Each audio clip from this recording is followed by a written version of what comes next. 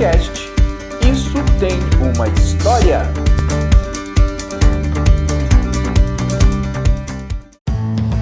Olá, que a paz de Cristo esteja sobre a sua vida. Eu sou Denis Rocha e 525 e juntamente comigo está aqui o Eduardo Rodrigues. Olá, é um prazer estar aqui com todos vocês. Que a graça e a paz do Senhor Jesus também esteja com todos. Meu RA é 17 55 437. É um prazer ter você aqui no podcast Isso Tem História. Montanismo, ele está de volta? Em meados do século II, nós vemos ali a ascensão de um movimento que se iniciou com Montano. Montano foi alguém que trouxe uma proposta de reavivamento, Eduardo. E ali naquela proposta, eles tinham uma espécie de busca de poder do Espírito Santo, onde eles ficavam numa espécie de êxtase, embriagados do Espírito Santo, possuídos pelo Espírito Santo. Juntamente com Montano também, ele tinha suas profetisas, que era Maximila e a Priscila, e essas anunciavam mensagem, dando-se a entender tempos determinados que começaria uma nova era cristã. Esse movimento foi ganhando proporções, chegou a muitos lugares da Ásia, norte da África, e na verdade ele foi visto por muitos líderes da igreja naquela época como um movimento herege, devido muitas ações do movimento não estar conforme aquilo que era o princípio das escrituras sagradas.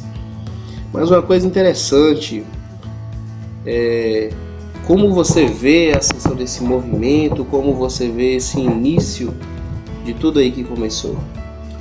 Bom, como você já bem disse, esse movimento que se iniciou ali na Ásia Menor, no período do segundo século, e a característica que se desenrolou através do montanismo e seu precursor, que é o Montano, foi a sua experiência cultural agregada antes da sua conversão ao cristianismo.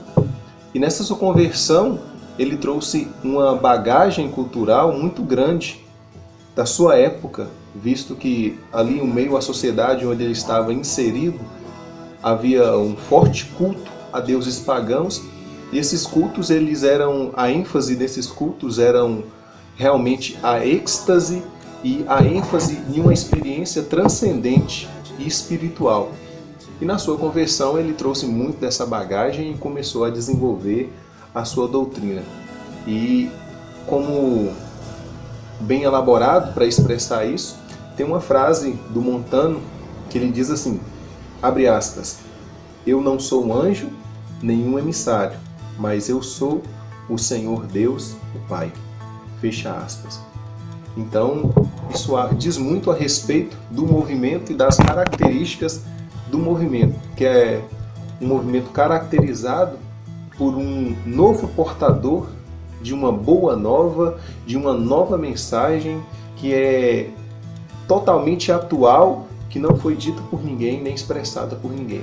E essa é uma característica muito presente neste movimento.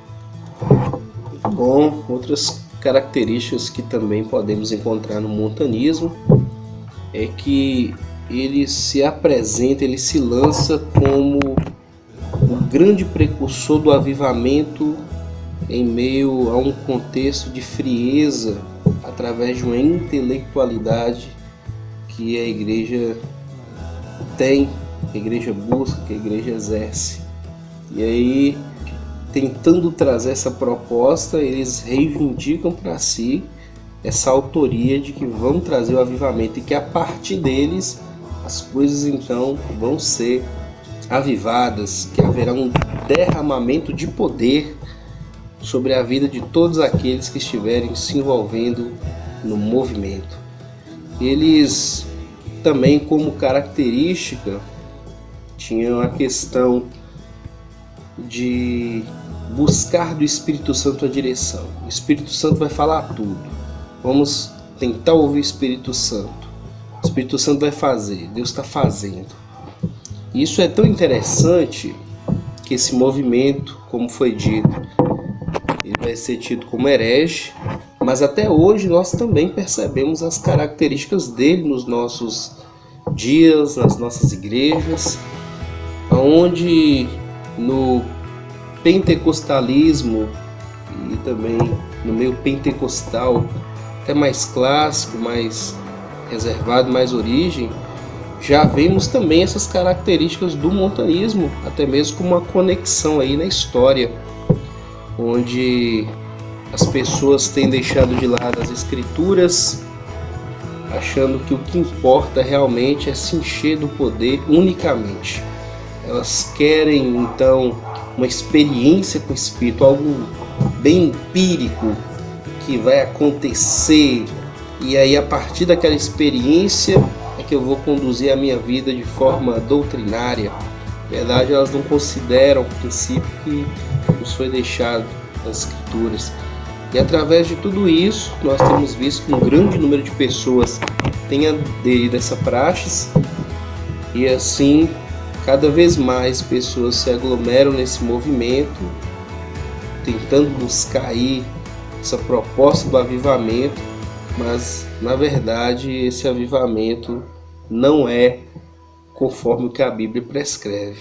Na verdade, essas pessoas ficam alienadas, querendo seguir líderes que também reivindicam para si a autoria de que é o porta-voz de Deus e se tornam os verdadeiros oráculos, os ditadores da igreja através das suas profecias quentinhas vindas diretamente do céu. Mas aí fica uma questão para nós.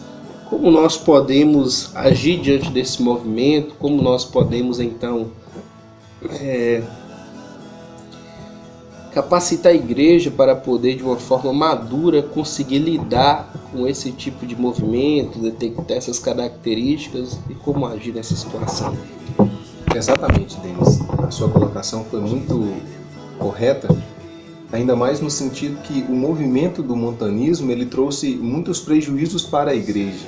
E desde a sua época, no seu início, a igreja, para combater isso, ela fez vários concílios, e através desses concílios e envolvendo vários debates, chegaram a conclusões e essas conclusões eram fundamentadas na palavra de Deus para combater, de uma certa forma, essa heresia e demonstrar a sua superficialidade e a sua irrelevância para um padrão bíblico.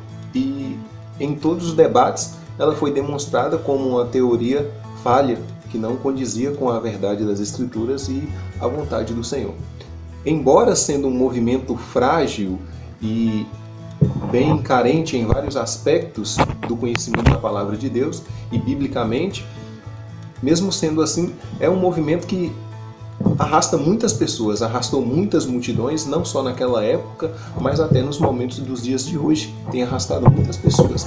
Pela facilidade de receber uma mensagem que não demanda muito do intelecto, não demanda muito de uma espiritualidade, não demanda muito de um relacionamento com Deus, na verdade é como se fosse algo bem prático, né? Você só precisa ter uma experiência com Deus, você só precisa receber algo e transmitir esse algo. E o movimento montanismo, ele agrega para si como aquela passagem bíblica que relata que com os profetas, Deus ele conversa através de visões, de revelações, mas com Moisés não. Com Moisés, Deus conversa face a face. Então, o movimento montanismo ele tem essa sua essência e é fácil de você caracterizar porque ele reivindica para si, vamos supor, essa unção de Moisés, que com ele Deus conversa face a face. E para você identificar é muito fácil nesse sentido, porque ele vai agregar para si uma nova revelação que Deus não proporcionou a nenhum. Imagine a situação, a milhares de cristãos, a milhares de homens piedosos, homens que procuram viver uma vida em santidade, há milhares de pessoas que procuram fazer a obra de Deus com amor e ter um relacionamento vivo com Jesus hoje na atualidade. Só que dentre desses milhares e milhões de pessoas, homens e mulheres, somente um ou alguns poucos são escolhidos para terem essa suposta revelação que Deus não tem revelado à sua igreja. Isso é algo muito perigoso, como o apóstolo Paulo diz, se ele mesmo, ou até um anjo do céu, vier e anunciar um evangelho diferente do que foi pregado, que é para ser considerado anátema. E isso é algo que temos que ter muita sabedoria e aplicar esse ensinamento que o apóstolo Paulo diz. E hoje uma maneira para se combater, para lidar com isso, seria a pregação expositiva das Escrituras, que é um ótimo caminho para produzir uma igreja madura, uma igreja não só madura no conhecimento bíblico, mas também no conhecimento intelectual, para não ser levado por esses ventos de doutrina. E eu creio que aí, nessa área da pregação expositiva, como hoje temos homens referência, como o pastor Hernando Dias Lopes, também temos homem referência na pregação expositiva, que é o Ricardo Agreste, que hoje tem se levantado muito sobre essa questão, a volta da igreja à pregação expositiva, para evitar que ensinos como esse do montanismo venham crescer e se disseminar por meio da Igreja de Cristo. É isso aí, foi muito bom. Montanismo, ele está de volta. Essa foi nossa conversa sobre esse tema e eu quero agradecer a participação do nosso amigo e irmão Eduardo Rodrigues.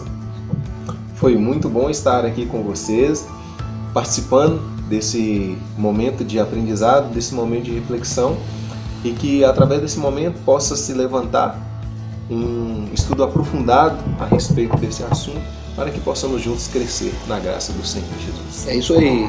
Fique com Deus e reflita.